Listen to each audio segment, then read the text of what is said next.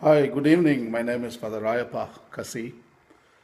I am from a village called Ecology near Vellore, South India. Today I talk about William Wordsworth, a famous poet. In high school, I studied about William Wordsworth. Also in college, everybody studied about William Wordsworth. The English literature students are very familiar with this great poet. William Wordsworth was born 1770 in England and he died 1850.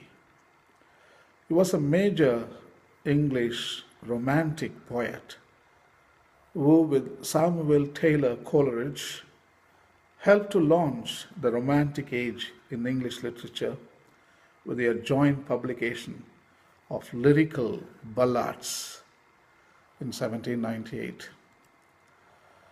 Here is a small quote for you from Lyrical Ballads. How beautifully both the poets, William Wordsworth and Samuel Taylor Coleridge, they write beautifully. They write as follows: Life is divided into three terms: that which was, which is, and which will be. Let us learn from the past to profit by the present, and from the present to live better in the future. A few words express the basic philosophy of our existence. Here we are present on the planet Earth to learn, to assess, to amend, and to pass it to the next generation. The past we can learn, the present we can examine and we can assimilate, and if at all we can amend it or make some adjustments. So the present allows us to do editing, inserting, cut and paste in a computer language I'm talking about. So we can pass it for the future. And William Wordsworth lived in a very, very tumultuous time during industrial revolution. In front of his eyes, the nature is pillaged, exploited, destroyed. In England, fossil fuel based factories burn and emit smoke. England streets were filled with waste and filth. It was outrageous. For William Wordsworth, the Industrial Revolution came as a great curse on earth. He was aghast at the outrage done to nature by the cities and factories. The common people were no longer breathing fresh air or treading the green earth. All of them became a distant memory. The air was polluted, the land was black. All they knew, they had to abandon and adapt to the filth and the dirt. William Wordsworth recognized that human activity is the only cause of eco crisis. How true it is in our context in the 21st century. The ecological crisis is an outcome of our own activity, irresponsible activity. William Wordsworth wrote in poems Here is one of the poem. I want to read some excerpts for you.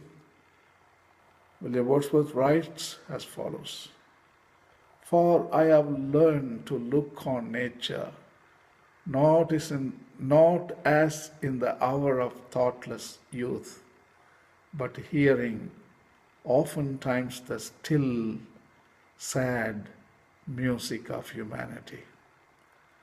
The sad music of humanity signifies the human activity.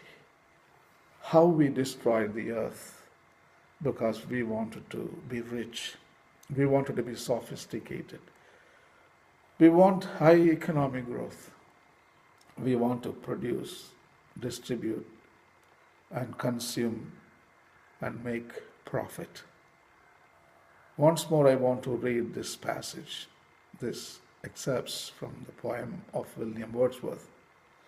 I quote, "For I have learned to look on nature not as in the hour of thoughtless youth, but hearing oftentimes the still, sad music of humanity."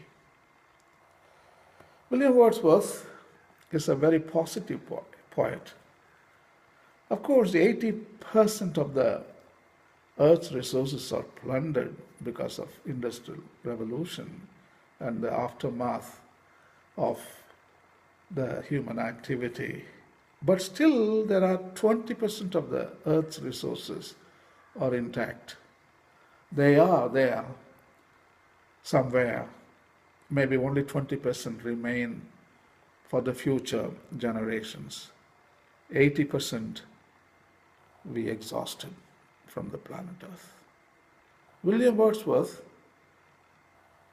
saddened by this reality, but at the same time he is bringing to the attention of the remaining 20% of the resources. What about it? Are we going to squander further? Are we going to take it away further? No, we have to save it, treasure it, value it, conserve it. So here is the poem. I would like to read it for you. William Wordsworth writes as follows, I quote, "That though the radiance which was once so bright be now forever taken from my sight, though nothing can bring back the hour of splendor in the grass, glory in the flower, we will grieve not, rather find strength in what remains behind." Many of us know only one poem and we remember, that is Daffodils, the Flowers, written by William Wordsworth. Such a beautiful poem, and I would like to read it for you. Again, during the Industrial Revolution, this yellow flower was turned into a black flower because of fossil fuel emissions, because of industrial waste. The flowers look yellow, daffodils, some white, yellow mixed together. But during the Industrial Revolution, everything looked black. There was no color. Only dominating color was black in the streets of England and in London. All the houses are painted with black. All the faces black. People were breathing black air. So William Wordsworth writes the glorious past where nature was pristine condition. Nature was beautiful. Here are William Wordsworth's words for you.